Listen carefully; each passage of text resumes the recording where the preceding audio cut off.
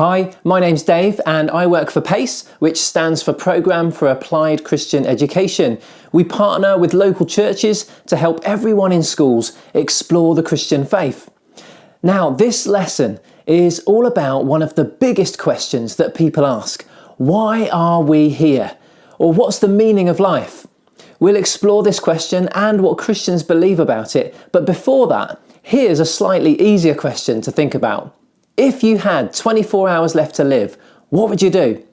Pause the video and have a think or a chat with anyone with you about this one. What would you do if you had just one day left and you could do anything? In the schools we visit to do this lesson, we get all sorts of answers to this question. Some would go skydiving or do a bungee jump. Others would get some quality time with those they love and maybe enjoy food together. One girl told me that she'd fill our house with strawberry jam.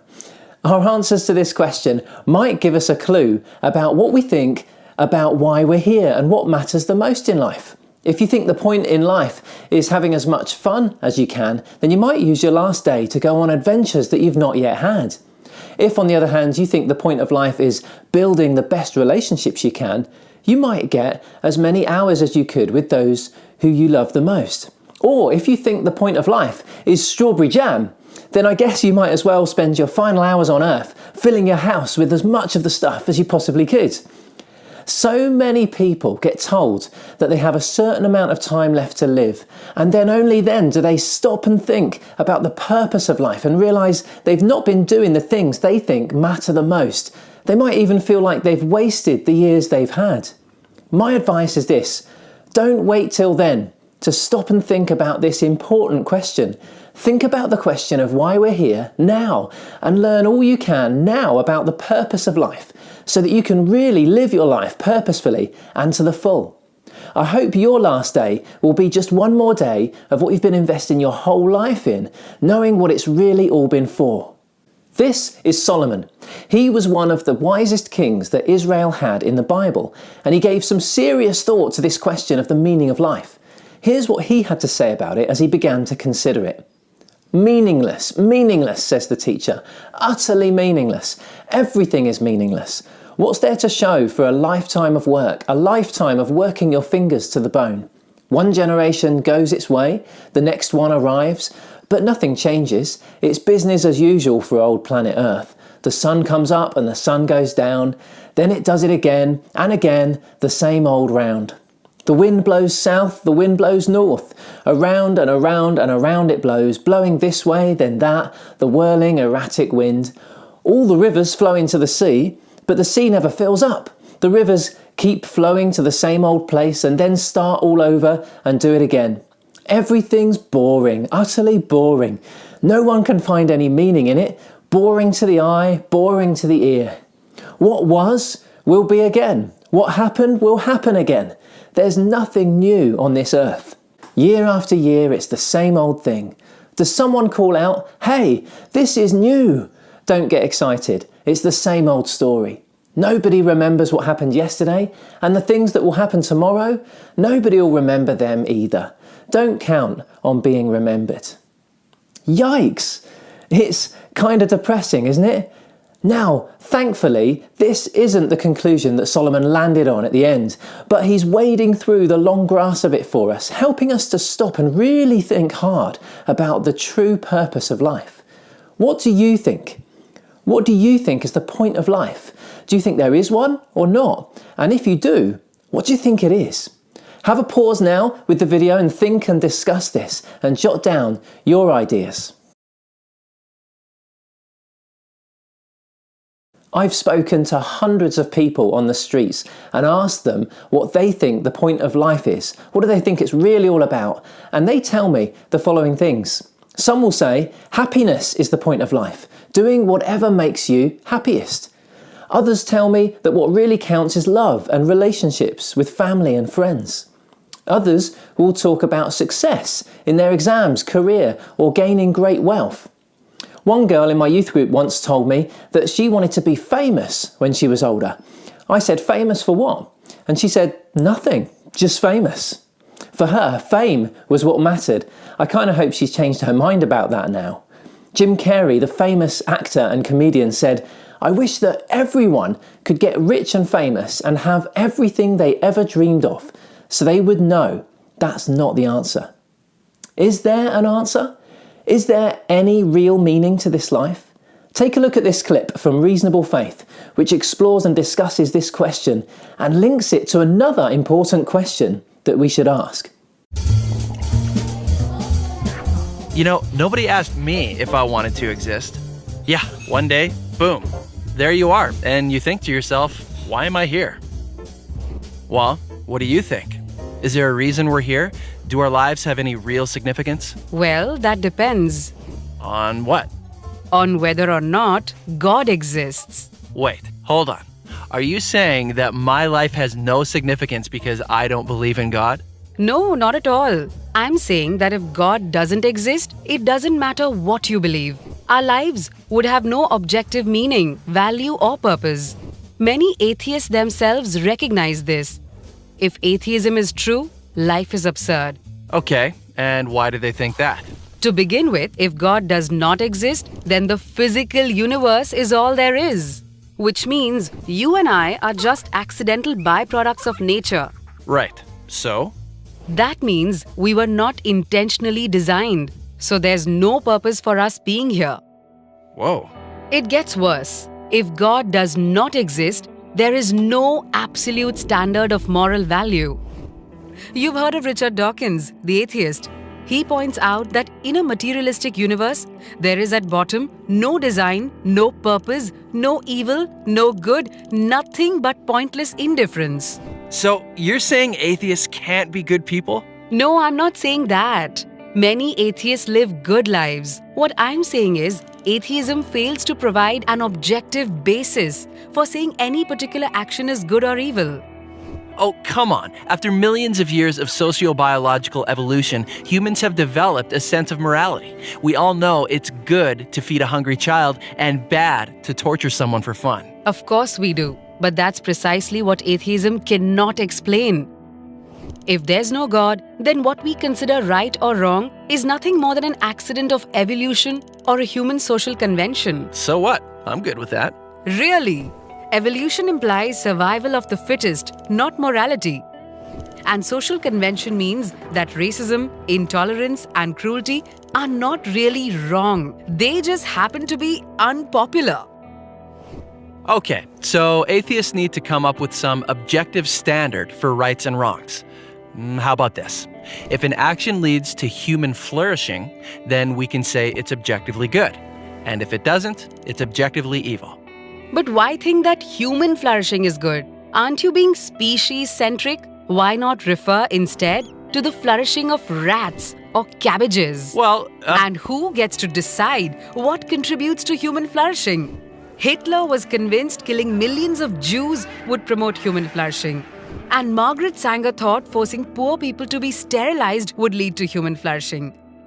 As Guy Nielsen points out, pure practical reason will not take you to morality.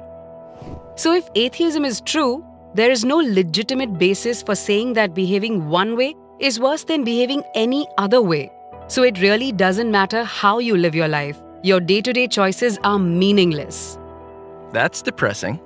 So if there's no God, what happens when you die? Well, nothing. You simply cease to exist. Right. So one person lives a kind, generous, thoughtful life. Another lives a horrible, violent, selfish life. It doesn't matter. In both cases, the outcome is the same: nothingness.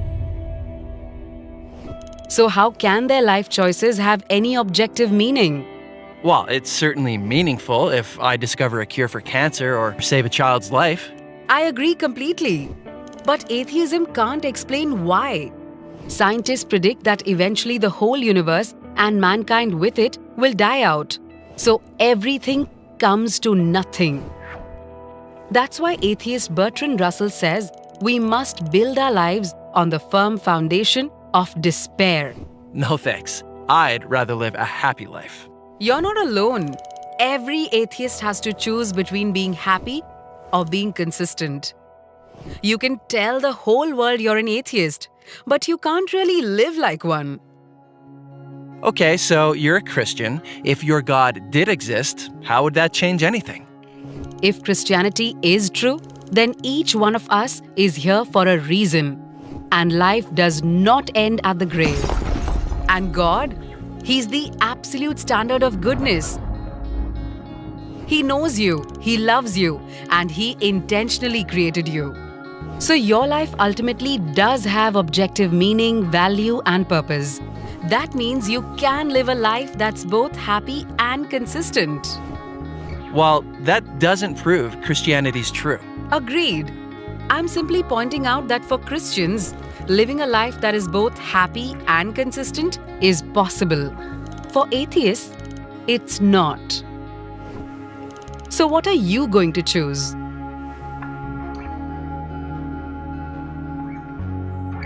I hope you were able to follow some of the thinking in that clip. It got pretty deep, but it was basically linking the question of, is there a purpose to life, to another important question, does God exist? And it presented two of the possibilities alongside each other. Firstly, if God does not actually exist and the physical universe is all there is, then there can be no intention or purpose for us being here. But if Christianity is true and God created the universe, then each one of us is here for a reason. He knows you, He loves you, He intentionally created you, and your life does have objective meaning, value, and purpose.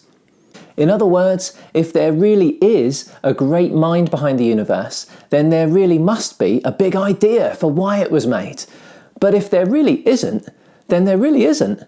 What do you think about this? What difference does it make if God actually exists or not to this question of purpose? Pause again and have a think and a discussion about this. Jot down your key thoughts. Lots of people have linked this question of purpose to the question of whether or not God actually exists.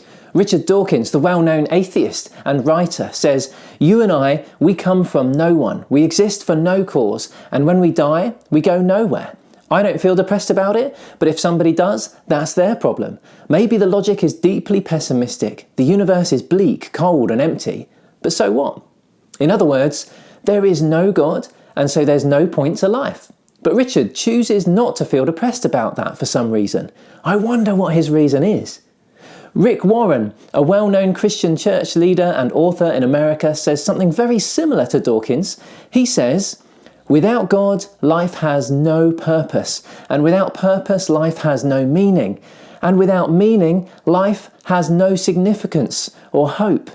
In other words, no God means no purpose. He's saying the same thing Dawkins is. They both think existence of big purpose for our lives depends on the existence of God. The difference is, Rick is convinced that God actually does exist, and so life actually does have a purpose. This is what all Christians believe, actually. We believe God loves us and created us to know Him personally, and that this is the reason we're all here. We believe we're separated from God by our sin, though, and that's the biggest problem that human beings have. We believe Jesus died on the cross as God's only solution for our sin problem. And we believe that each of us must decide to trust and follow Jesus. Only then can we know God's love and forgiveness and live life with God, the life for which we were made. What about wise old King Solomon, who we looked at earlier? He sounded pretty depressed, didn't he? I think he considered the possibility of God not actually existing and how meaningless life would be if it were lived without a relationship with God, or as if He didn't really exist. But here's the advice he gives at the end of his book in the Bible.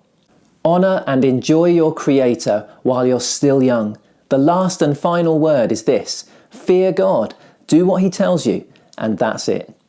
After all his thinking and trying various ways to get the most out of this life, Solomon ends up more convinced than ever that God is real and that life only makes sense when it's lived in relationship with Him. I hope this lesson has helped you understand and explore what Christians believe and some of the reasons why we believe it. We've done some big thinking, so well done for having a go at that. I hope you're more curious than ever about some of these big questions about why we're here and what difference it makes if God really does or really doesn't exist, so that you can live life to the full every day. Well done, and I'll see you soon.